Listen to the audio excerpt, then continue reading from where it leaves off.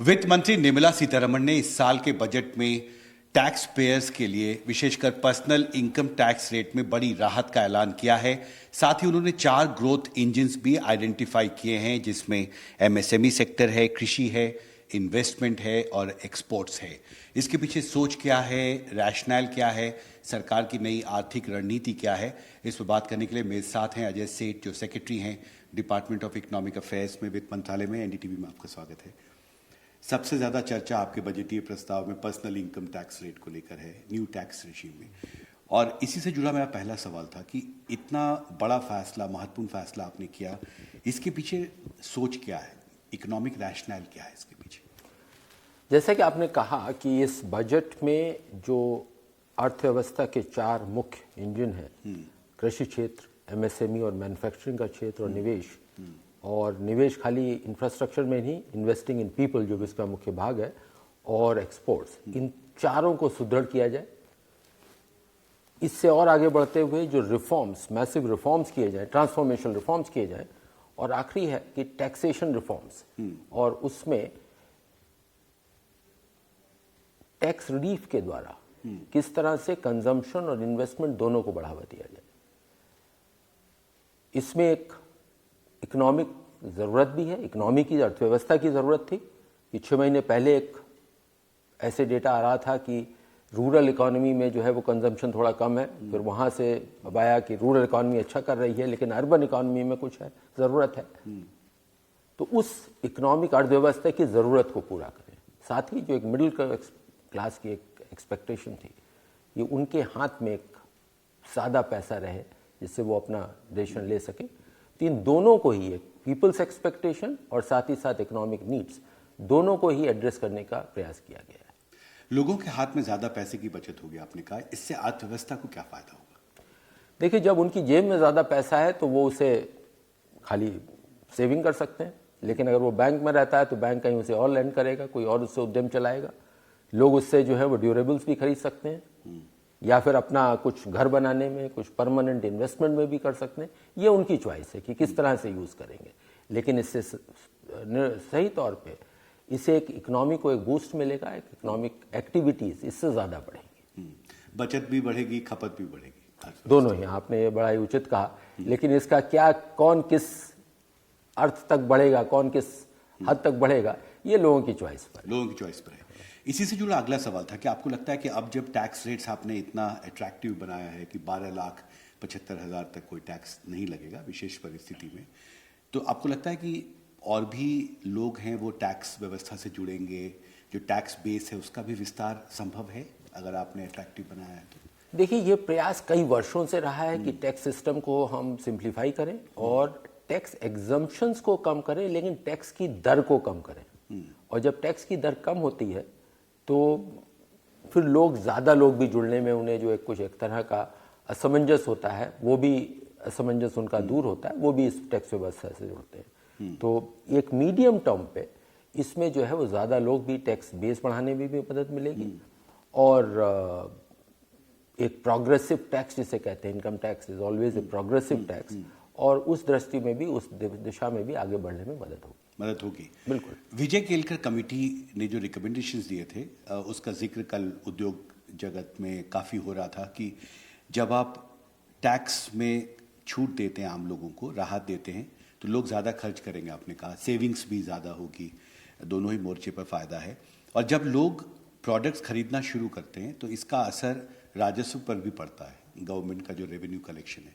तो ये आकलन आपने किया है कि जैसे 1,10,000 करोड़ रेवेन्यू इज़ फॉरगॉन, वित्त मंत्री ने बजट भाषण में कहा था, तो उसका एक हिस्सा अर्थव्यवस्था में तो वापस आएगा ही, और राजस्व के तौर पे भी कलेक्शन बढ़ सकता है? देखिए, इस निर्णय के पीछे लोग ज़्यादा खरीदेंगे, उस पर जीएसटी लगेगा, वो सरकार को मिलेगा, केंद्र सरकार को, राज्य सरकार का, वो उद्देश्य नहीं है। उद्देश्य है कि इकोनॉमी में कंजम्पशन बढ़े, क्योंकि पिछले साल 2 साल में करीब 7% की वृद्धि उसमें आ रही थी। कंजम्पशन नॉमिनल रेट की ग्रोथ से बढ़ना चाहिए, और साथ ही साथ लोग अपना निर्णय करें कि कहाँ पर वो निवेश करेंगे। वो अपना हाउसिंग स्टॉक में भी हो सकता है, बाकी सब में भी हो सकता है, और जीएसटी के जरिए कुछ अगर ड्यूरेबल खरीदेंगे तो उस पर जीएसटी देंगे, वो आएगा। वो एक इंसिडेंटल मामला है, उसके ऊपर बहुत ज़्यादा ध्यान देने का जरूरत नहीं है, वो कैलकुलेशन में नहीं भी जाता है, नहीं ही जाता है। नहीं जाता है।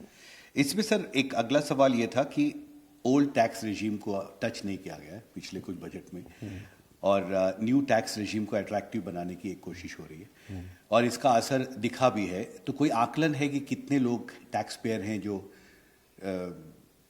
मूव कर चुके हैं पुरानी टैक्स रेजिम से नई टैक्स व्यवस्था में?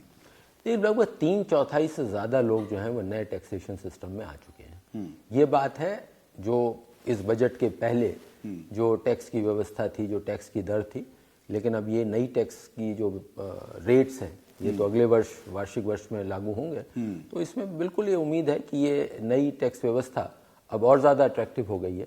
तो जो पुरानी टैक्स व्यवस्था है उसमें भी काफ़ी एक बड़ी मात्रा में, बड़ी संख्या में लोगों को एक लगेगा कि अब नई टैक्स व्यवस्था में चला जाए। और लेकिन उसका उद्देश्य क्या है? एग्जम्पशन कम हो, टैक्स रेट कम हो, सरलीकरण हो, ये उस दिशा में हमारी टैक्स व्यवस्था जा रही है और बड़ा ही सही रास्ता है। और इसी से जुड़ा अगला सवाल था कि यही बात वित्त मंत्री ने बजट भाषण में भी कहा, और कहा कि हम एक नया tax bill, income tax bill लाएंगे, और इसका जिक्र उन्होंने पिछले जुलाई के भाषण में भी कहा था कि हमने एक कमेटी बनाई है, 6 महीने में वो कमेटी इसका आकलन करेगी। हम चाहते हैं कि टैक्स व्यवस्था आसान हो, सरल हो। इनकम टैक्स बिल जो है, विशेषकर उसके पीछे बड़ी सोच क्या है, मैंने सरलीकरण के पीछे सोच क्या है? तो इस सरलीकरण के पीछे एक तो ये पिछले करीब 60 सालों से ज़्यादा का पुराना कानून है, और इसे आम जो करदाता है वो भी समझ सके इसे कि इसका क्या मतलब है। एक तो ये है। दूसरा कि जो विभिन्न भाग हैं, सेक्शंस हैं, उनका क्या एक दूसरे के साथ कनेक्ट है, उसमें कहीं पर भी कुछ एम्बिग्युटी नहीं होनी चाहिए, क्लैरिटी होनी चाहिए, स्पष्ट तौर पे लोगों को समझ में आए, और इससे जो है वो एक लिटिगेशन में भी, डिफरेंट इंटरप्रिटेशन में भी वो कम करने में मदद मिलेगी। ये ईज ऑफ डूइंग बिजनेस, क्योंकि एक बात ट्रस्ट की बात कही गई, कई बार जिक्र भी किया है वित्त मंत्री ने इसका, तो आप उसके लिए भारत में बिजनेस करने का जो माहौल है उसको भी बेहतर बनाने में मदद मिलेगी? देखिए, बिजनेस करने में वहाँ पर एक टैक्सेशन का एक बड़ा ही अहम भाग रहता है, तो वहाँ पर ज़रूर तौर पे वहाँ पर भी एक क्लैरिटी आती है। और उसके साथ इस बजट में ईज़ ऑफ डूइंग बिजनेस के कई सारे उपाय और कई सारे रास्ते और इनिशिएटिव करे गए हैं, और जो वो आपके दर्शकों ने उसे भी ध्यान में दिया होगा। जी, एक सवाल एफडीआई एंड इंश्योरेंस पे था। बहुत साल से इस पर चर्चा हो रही थी, राजनीतिक सहमति बनाने की कोशिश हो रही थी। अब आखिरकार ये ऐलान जो हुआ है 74% से 100%, क्या कोई असेसमेंट आपने किया है कि इससे अर्थव्यवस्था को क्या फायदा होगा, इंश्योरेंस सेक्टर को क्या फायदा होगा? देखिए, जो इंश्योरेंस है वो लाइफ इंश्योरेंस हो या जनरल इंश्योरेंस हो, उसमें अभी हमारे यहाँ बहुत काम होना है। एक काफ़ी बड़ी जनसंख्या जो है वो अभी भी इंश्योरेंस के क्षेत्र से बाहर है। तो वहाँ पर हमें और इंश्योरेंस का बिजनेस करने के लिए, कंपनीज बनाने के लिए वहाँ कैपिटल की भी ज़रूरत होती है, टेक्नोलॉजी की भी ज़रूरत होती है, रीच की भी ज़रूरत होती है। तो वहाँ पर एक जो बाहरी पूंजी निवेश है वो ऑलवेज वेलकम है। लेकिन जब 74 से और 49 से 74 हुआ था, उसके साथ कुछ कंडीशंस लगी थी। तो जो विदेशी निवेशक थे उनका कहना था कि ये कंडीशन हमारे हिसाब से सही नहीं है, और हमने लगाई क्योंकि वो हमें अपनी अर्थव्यवस्था के हिसाब से ज़रूरी लगा। लेकिन अब उसका हमारे पास एक्सपीरियंस है कि अब उसमें से कई सारी कंडीशंस जो ऐसी हैं जो हमारे लिए अब ज़रूरत नहीं है, क्योंकि अर्थव्यवस्था की परिस्थिति बहुत ज़्यादा सुदृढ़ हो गई है। इस सब को ध्यान में रखते हुए ये सोचा गया कि अब 74 से हम 100 तक जा सकते हैं, और जो कंडीशंस हैं उनका भी सरलीकरण किया जा सकता है। इन दोनों का ही प्रस्ताव इस बजट में है। जी, एक आखिरी सवाल मैन्युफैक्चरिंग सेक्टर को लेके है। इस पर भी पीएलआई स्कीम के तहत हमने देखा है कि इसके बहुत अच्छे नतीजे आए हैं अक्रॉस द सेक्टर्स, और एक बड़ी कोशिश भी है भारत को एक ग्लोबल मैन्युफैक्चरिंग हब बनाने की। एफडीआई को लेके क्या आगे स्ट्रैटेजी है आपकी? क्योंकि बीच में एक कंसर्न भी था कि जितनी एफडीआई हम उम्मीद कर रहे थे उतनी एफडीआई भारत में नहीं आ रही थी। तो मैन्युफैक्चरिंग सेक्टर के लिए ये भी कहा है कई अर्थशास्त्रियों ने, नीति आयोग के एक अर्थशास्त्री का मैंने इंटरव्यू भी किया था कि मैन्युफैक्चरिंग सेक्टर में शॉर्ट टर्म में एफडीआई को इंकरेज करना ज़रूरी है। तो इस बारे में एक रिफ्लेक्शन भी है बजट में? देखिए, जो मैन्युफैक्चरिंग का है सवाल है, तो मैन्युफैक्चरिंग में एम्प्लॉयमेंट की बहुत ज़्यादा एक पोटेंशियल है वहाँ, और सर्विसेज सेक्टर में जो लोग काम करते हैं उनकी एक स्किल सेट जो बेटर पेइंग जॉब्स हैं वहाँ पे स्किल सेट एक अलग है। मैन्युफैक्चरिंग में एक moderate level of skill set भी जो हो रहा है, वहाँ पर भी एक बेटर पेइंग जॉब्स जो है वो संभव है वहाँ पर। जो मैन्युफैक्चरिंग मिशन अनाउंस हुआ है इस बजट में, उसके पीछे सोच ये है कि बहुत ज़्यादा ज़रूरत है कोऑर्डिनेशन की। और कोऑर्डिनेशन ये केंद्र सरकार के मंत्रालयों के बीच में नहीं, वो हो रहा है, लेकिन राज्य सरकारों के साथ कोऑर्डिनेशन की बहुत ज़्यादा ज़रूरी है। तो वहाँ पर जो ईज ऑफ डूइंग बिजनेस की बात होती है कि कोई भी बड़ा उद्यमी हो या छोटा उद्यमी हो, पहली बात उसे आती कि मुझे भूमि कहाँ मिलेगी, और वो जो है वो राज्य सरकार के पास उनके रास्ते से आना है। तो मैन्युफैक्चरिंग मिशन का एक किस तरह से कोऑर्डिनेशन सरकारों के बीच में और जो संबंध स्टेक होल्डर के बीच में है, उनके साथ कैसे हम कोऑर्डिनेशन करें। दूसरी बात कि जब हमारे यहाँ एक निवेश करने में, वो हमारी घरेलू पूंजी हो या बाहर की पूंजी हो, उनमें से कोई भी इन्वेस्टमेंट हो, ईज ऑफ डूइंग बिजनेस तो पहली रिक्वायरमेंट है। और आज भारत में हमारी अर्थव्यवस्था को ज़्यादा निवेश की ज़रूरत है और ज़्यादा प्रोडक्टिविटी की भी ज़रूरत है। तो ये जितने भी रिफॉर्म्स इस बजट में अनाउंस हुए हैं और अगले वर्षों में उसकी, और कई वर्षों से उस पर प्रयास हो रहा है कि किस तरह से हम प्रोडक्टिविटी को बढ़ाएं। और उस प्रोडक्टिविटी में खाली जो फैक्टर्स ऑफ प्रोडक्शन जो ट्रेडिशनल हम कहते हैं उनका ही नहीं है, कितना समय लगता है हमें इंस्पेक्शन और कंप्लायंसेस को पूरा करने में। और इस बजट में जोर दिया गया है कि कैसे हम ट्रस्ट बेस्ड गवर्नेंस की तरफ बढ़ें। और जब अगर हम इतना सुचारू कर दें, उसे इतना सुलभ कर दें, तो फिर वहाँ पर हमें एफडीआई लाने में भी मदद मिलती है। आज की तारीख में जब चूंकि सर्विसेज सेक्टर में एफडीआई आ रहा है और मैन्युफैक्चरिंग में कम आ रहा है, उसका एक कारण है कि एक मैन्युफैक्चरिंग यूनिट को सेटअप करना और चलाना सर्विसेज के मामले में सर की तुलना में आज ज़्यादा मुश्किल है। तो उसे हमें वहाँ पर भी आसान करना और इससे एम्प्लॉयमेंट अपॉर्चुनिटीज़ बढ़ाने का जो एक आपका टारगेट है, उससे जुड़ा मेरा एक सवाल था कि इंटर्नशिप स्कीम जो था उसके कैसे नतीजे आए हैं। एक टारगेट आपने पिछले बजट में तय किया था। देखिए, इंटर्नशिप का जो पायलट डाला गया, उसका एक कारण, ये पायलट का उद्देश्य ही ये था कि उसे ग्राउंड को टेस्ट करें, ग्राउंड को टेस्ट करें, और ग्राउंड को टेस्ट करने के बाद किस तरह से सुधार लाना है पूरी स्कीम के लिए। तो उसमें जो संबंधित मंत्रालय है उन्होंने पायलट टेस्टिंग करी है। अब उस पायलट टेस्टिंग के जो रिजल्ट्स हैं उनको ध्यान में रखते हुए वो पूरी स्कीम की तैयारी करें।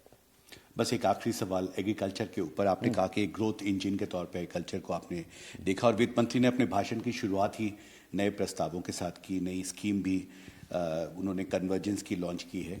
पर एक मांग बहुत सेक्टर से रखी गई थी कि पीएम किसान सम्मान निधि के तहत जो पैसा मिलता है उसको बढ़ाना ज़रूरी है, पर उसको अभी टच नहीं किया है आपने। देखिए, इस बजट में कृषि के ऊपर बहुत ही ज़्यादा महत्व दिया गया है, और उस महत्व को देने का के पीछे क्या एक पर्पस क्या रहा है, उसका क्या उद्देश्य रहा है कि जो पोटेंशियल है एग्रीकल्चर सेक्टर का हमारे देश में बहुत है। और अगर हम पोस्ट कोविड का पीरियड लें तो एग्रीकल्चर में जो ग्रोथ रेट है वो हमारे ट्रेंड ग्रोथ रेट से ज़्यादा है। और उस कृषि के क्षेत्र में वो 20 से बाजार तक पूरा स्पेक्ट्रम करने के साथ जो रूरल प्रॉस्पेरिटी का प्रोग्राम है कि हम रूरल एरियाज़ में, ग्रामीण क्षेत्र में इतनी इकोनॉमिक एक्टिविटी जो उनके संबंधित एक्टिविटी हम वहाँ पर जनरेट करें कि लोगों के वहाँ पर पर्याप्त मात्रा में इंगेजमेंट के लिए अवकाश हो। उन्हें अगर माइग्रेशन करना है तो उनके लिए एक विकल्प के तौर पे आए। तो ये एक पर्पस था कि एग्रीकल्चर के ऊपर ध्यान दिया गया, और उसमें जो पिछड़े और जो विकासशील, मैं कहना चाहूँगा विकासशील जो जिले हैं उन्हें हम नेशनल एवरेज तक लेके आए, और साथ ही साथ अच्छे बीज। और एक आपने उसमें मैं आपको ध्यान दूँ कि जो कंज्यूमर के बात से के संदर्भ में आता है कि फूड इन्फ्लेशन हमारे देश में 2-2.5 सालों में बाकी इन्फ्लेशन से ज़्यादा रहा है। तो इस बजट में जो भी जिन चीज़ों से फूड इन्फ्लेशन ज़्यादा आ रहा है उसके ऊपर भी ध्यान दिया गया है। तो एक होलसम पैकेज है उसका, और एक ऑर्गन जिसे कहते हैं कि विश्लेषण के साथ हम पूरा एक कॉम्प्रिहेंसिव ट्रांसफॉर्मेशन करें रूरल एरिया का, उसका प्रयास है। जी, आपने हमसे बात की, इसके लिए आपका बहुत बहुत शुक्रिया। वित्त मंत्रालय से मेरे कैमरा सहयोगी एंटनी के साथ हिमांशु शेखर, एनडीटीवी इंडिया।